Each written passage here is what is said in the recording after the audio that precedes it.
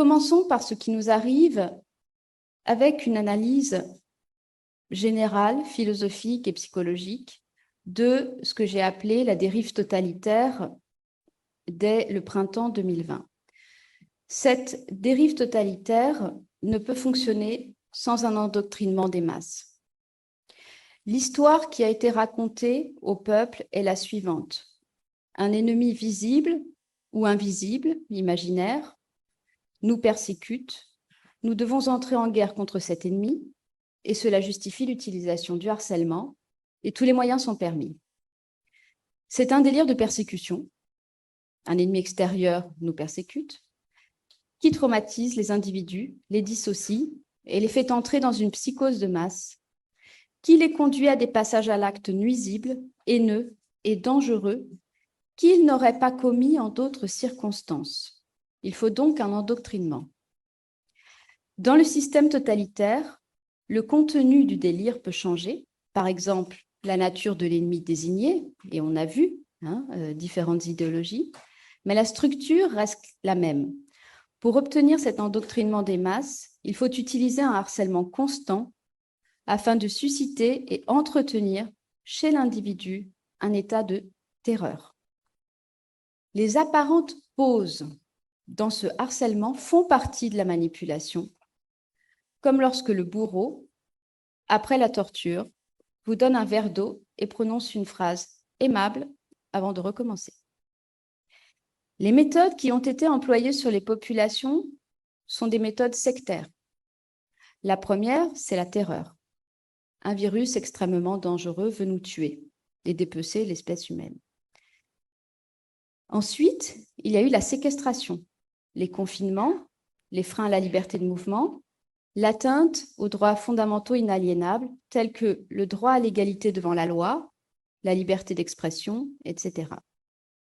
Ensuite, une exclusion et une maltraitance généralisée envers toute la population qui a utilisé la culpabilisation des individus, la séduction, le chantage, le refus de soins pour certaines catégories de population, la désorganisation des repères spatiaux et temporels pour l'ensemble de la population mondiale, la surveillance, la transgression de la vie intime des citoyens, etc.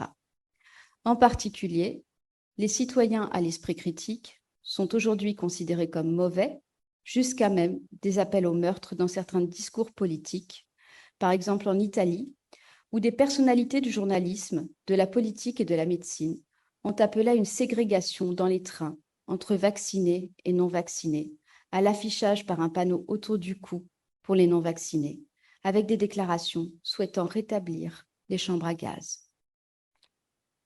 Ensuite, le conflit de loyauté. Le conflit de loyauté, c'est une technique de torture psychologique pour obliger les individus à faire des choix impossibles, des faux choix. Par exemple, entre le droit au travail, à ses moyens de subsistance, et le droit à disposer de son propre corps. C'est un faux choix. Ensuite, dans les techniques utilisées, la suggestion hypnotique, jusqu'à induire un interdit de pensée chez les gens au travers des masses médias, avec la répétition d'une comptabilité mortifère de discours et d'images de panique. Ensuite, l'intimidation, la menace, la censure et les persécutions.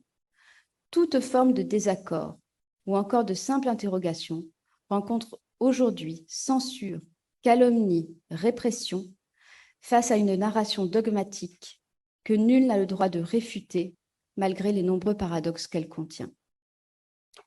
Dans les techniques utilisées, nous pouvons aussi citer les chocs traumatiques réitérés sur la durée envoyés sur la population. Par exemple, des décisions de fermeture prises par décret au dernier moment, parfois même des décrets dans les décrets, des discours paradoxaux destinés à sidérer le citoyen. En France, le gouvernement s'est illustré par dire tout et son contraire, parfois à quelques semaines d'intervalle, sans jamais se justifier sur les propos tenus antérieurement. Nous pouvons citer, enfin, des anomalies généralisées et des faits de corruption.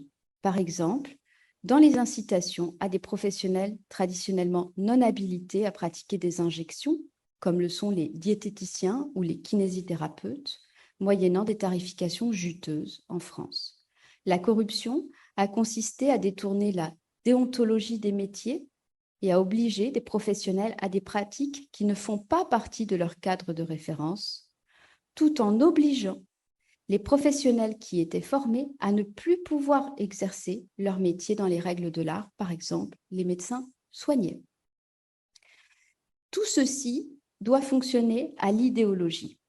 Le système totalitaire se soutient par une idéologie, c'est-à-dire une croyance délirante qui n'a plus de lien ni avec la vérité logique, ni avec la réalité de l'expérience, et qui a besoin de se renouveler sans cesse dans son contenu pour maintenir au pouvoir un pouvoir illégitime. L'instrument clé de la mise en place du pouvoir totalitaire, c'est bien d'abord le harcèlement des esprits qui doivent devenir perméables à l'idéologie.